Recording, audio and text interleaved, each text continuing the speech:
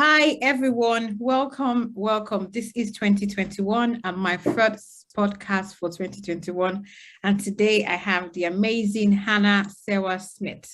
Hannah is also a very good friend of mine, and I'm delighted to have her today to share some of her experience, some nuggets that you can take on board to pursue your career aspirations. And for those of you who haven't met me before, my name is Adese Okoje. I'm the founder and CEO of BWHR, used to be referred to as Black Woman in HR. So without further ado, I'm going to dig in deeper to who exactly is Hannah Serwa Smith. Serwa is a career coach who is an associate director in talent development in financial services. She's also a workshop facilitator and speaker. Serwa guides her clients each step of the way to understand how AL is used to sift through CVs and sometimes even recorded interviews, how to prepare for all. So I need to read that back. Sometimes even recorded interviews, how to prepare for all the different stages of the recruitment process, and also how to overcome any limiting beliefs. I know that's just a little about you, Serwa. So I'm going to let you tell our members and our viewers more about who you are, what you do, before we have this amazing conversation I'm looking forward to. Amazing. Thank you so much. So like you mentioned, I'm an associate director in talent development at the moment within financial services. Over the past, I would say 10 years, I've been in the HR transformation space. So I've worked with companies like HSBC, KPMG, BT, and at the moment I'm with Fidelity International. I've always been really intrigued by people in general, how they develop. I'm a really avid reader. So what I like to do is just help people in terms of when they're going for job interviews or when they're going through something at work. I used to just guide people for free in my spare time, but then actually over the past couple of years, I have transitioned that into a business where I work with people of all colors, all ages, etc., on what they can do to really pursue their careers.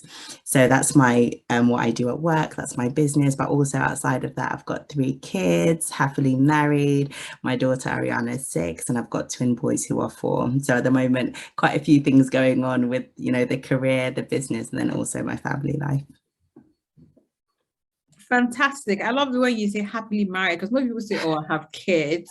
Because as a mom, you have your child in front, you have your child. People always think a mom should put their kids first, but you said happily married. So that's great. So Black Loves, this is February, the month of romance and love. So I see something happening. So yeah, there was actually a funny story about that. When I was working at KPMG, okay, my husband saved in my phone as love of my life, and the partner was sitting next to me and he started ringing and she was just laughing her head off. She was like, oh, young love.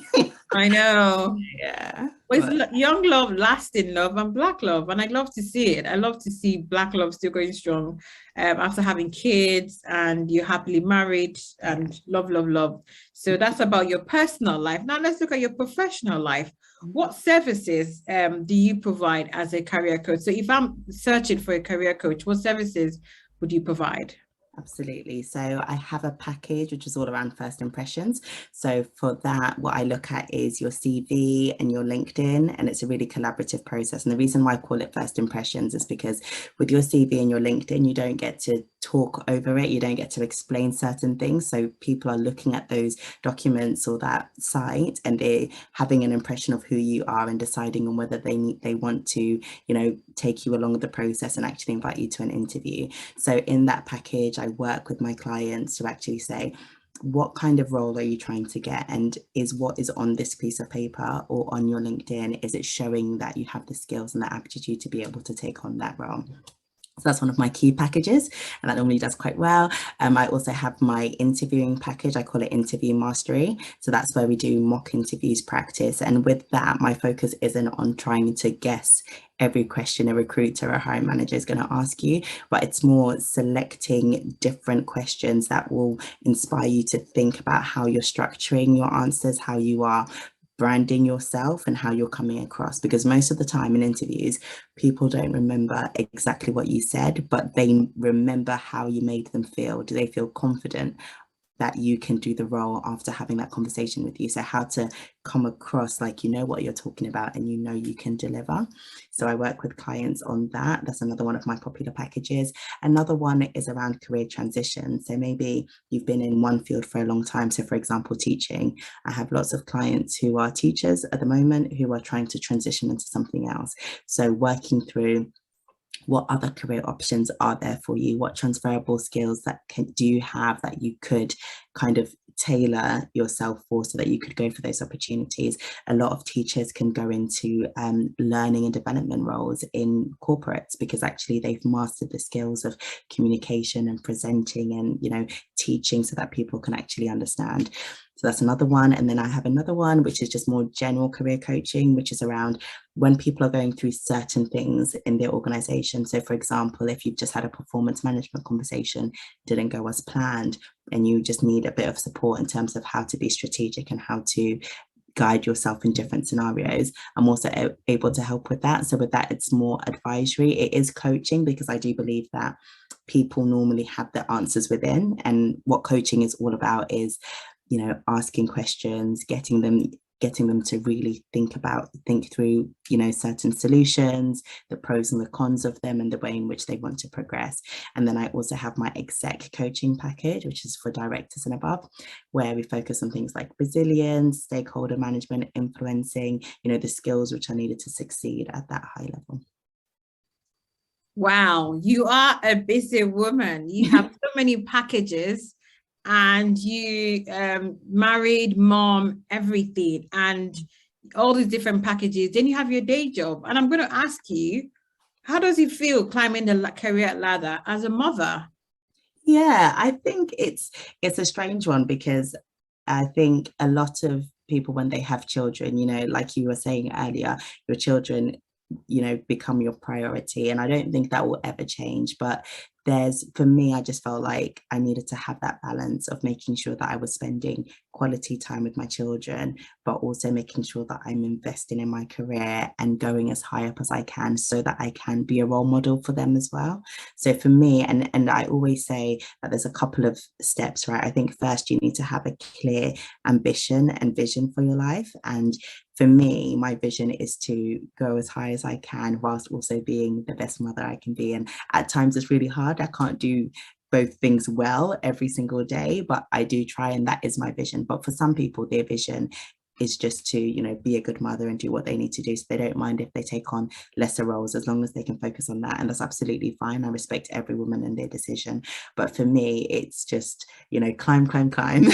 And, you know, my daughter completely understands that I'm in meetings and I'm able to set boundaries. But I think it's all about time management and making sure that you're setting time aside for everything that you're doing. And I'm not being sponsored by Calendly, but it has saved my life in terms of, you know, I can say when I'm available for coaching slots. I've got my job that I'm doing, which sometimes I even end up working longer than I should be on that. And then I also have time slots which are non-negotiable, where it's family time. So every day, myself and my husband, we spend at least an hour solid with the kids in terms of their learning. That's outside of us, you know, giving them food or dropping them here and there. But that time is spent on reading, it's spent on times tables, spent on all the rest of it to make sure that we're not neglecting that. And yes, we can pay tutors and stuff like that to do bits, which we do. But sometimes I feel like it's important as parents to make sure that they know that you are there for them, as well as trying to do, you know, your own independent things. Fantastic. You remember last week, was it last week, the beginning of Black History Month in America, Rihanna announced her pregnancy. And I thought to myself, you can really have it all. I know she's not a wife yet, but she will be, but who cares? But she's a billionaire. She has businesses. She's a musician. Now she's going to be a mom. Yeah. And I think I was thinking about it and said, we can have it all as women. We can have it all. Yeah, I think we can, but just sometimes it's just not at the same time on the same day. So I saw a book and I think they had 5 things on it: family, work, friends, sleep, fitness, something like that. And it said on every given day, you can probably only spend time on 3 of those things. So for me, most days, I would probably say 5 out of the 7 days, the ones I pick are family, work, and sleep. And then on some other days, I pick family, work, and fitness. But I think we can have it all. It's just about knowing when to switch the different levers in order to balance, isn't it? Yeah.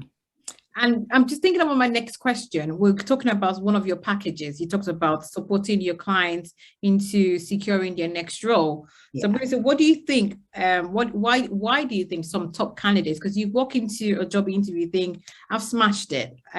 This is me. Look at the JD, look at the person specification, look, you do your research, then you get that phone call, you get that email, and you're not successful. So why do you think some of the top candidates are not selected? Yeah, it's really tough, but it happens all the time. And I think it's because there's more to getting a job than just ticking off all the specifications on the job description. You have to come across as someone that they want to work with. And this is, it's not, I know people are going to be annoyed by this, but there is a huge piece around culture fit. I know that even for myself, when I'm hiring in my team, even if I know that this person can 100% do the job, if I feel like the chemistry isn't there, we wouldn't get on, there's going to be clear issues, that is going to be a barrier. So I think sometimes it's around coming across as approachable. I think a big part of sometimes why the people who are best suited don't get it is because of their branding. And when we talk about branding, a lot of the time you're thinking about, big products, like Apple and how they brand their products and all the rest of it. But when you're going for an interview, you are the product. Absolutely. And you brand yourself for the role, for the organization, for all the rest of it. If you're going into financial services and they're quite traditional and old-fashioned, and you walk in there with like a pink suit and this and that, not to say that you won't get it, because with me, I always wear my African clothes, and I wear them because it's a big part of I love it. I love your print right now. So I think even if I think there's this thing, I know you're saying this, so sorry it's like being your authentic self. But if your authentic self is not their culture, should we say they shouldn't hire you, or they should? It's a tricky one, but with me, I play the long game. I think for me, it depends on, do I want to be somewhere where they accept me fully for me? Is that more important to me than me securing the role? And at a point in your life when you're more senior and actually that you're coming with the gravitas and the results that organization wants, you probably can just do whatever you want and turn up how you want, because you know that they will look past it because of what you've achieved. But I think if you're starting out in your career, it's important for you to read the room, understand what is what's acceptable, what's not acceptable, what will help you get through the door, because that is the aim, to get through the door. And once you're in, not to say that you need to change completely, but you can start introducing bits of yourself. Do you see Show up with your Afro pops. Exactly. do you see what I mean? And even before I cut my hair, I don't even remember what I used to have, but I used to do all the different hairstyles. I've had weave, I've had wigs, I've had hats, I've had dreadlocks. And I remember when I first cut my hair and I was going for an interview, I called my mom and I said, should I just wear a wig? Like, just in case, should I wear a wig? And then I made the decision that actually, no, I'm not going to wear a wig. I'm just going to go. And if I don't get it, I don't get it. And I made that conscious decision, knowing that it could have had an impact. And sometimes you want to be naive and say, they don't look at that, it doesn't matter. But actually, a lot of different things matter in order for you to land roles. And yes, it shouldn't be that way, but sometimes it is that way. And you need to go in with your eyes fully open when you make certain decisions. Thank you. I think that's fantastic advice, and definitely one I would take with me on my next interview. And now I'm diving into the Great Resignation. It's a candidate's time. I always say the candidates have more preference because you're at home and I can interview for 3 jobs and I still rock up to my day job, or I could take my laptop with me and attend an interview. So even with that, there's a lot that's happened in the last 2 years that this is the candidate's market. So I'm going to ask you, the recruitment specialist and the interview specialist and the coach. So, because I've really enjoyed some of your advice, and I'm hoping people that watch it today or whenever they do on YouTube will take so much more. So what trends do you think we will start to see on the future of recruitment and selection?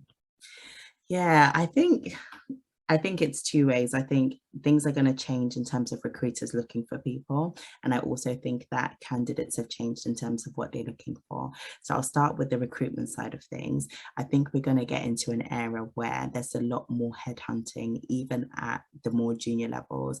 I think instead of people saying, oh, that looks good and applying for it, I think recruiters are going to be a lot more proactive on looking at different sites, seeing how people are showing up in the world. So looking at people's LinkedIn, the kind of activity that they have on there, what they've achieved in the past, and just being a lot more selective around who they let into their organization, because I think they've gone through a period now where COVID has happened. They've, had to pay for people even when they weren't working. There's been, now that people have gone back, they're more conscious about working from home and all the rest of it. So actually, I think there's going to be a drive for people who are the best at what they do, which means that they're looking for high performers, and I think they're just going to be a lot more selective.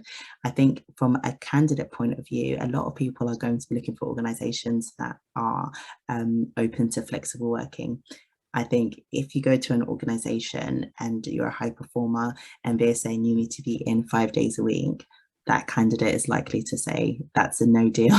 Yeah, it's a deal breaker for me. So I think organizations are going to have to be a lot more thoughtful of their EVP. Like, what are we as a brand saying, and what are we doing that's going to attract the right candidates? Because right now, like you say, it's a candidates market, and if you're not offering good salary, good bonus, flexibility to work from home, if you're not seen to be doing enough in the D&I space, in the sustainability space, then it's almost like I'm going to go to an organization that matches my values, where I can bring my whole self to work, where I can, work and mix work and life and make sure everything balances. And that's going to be really key for candidates going forward.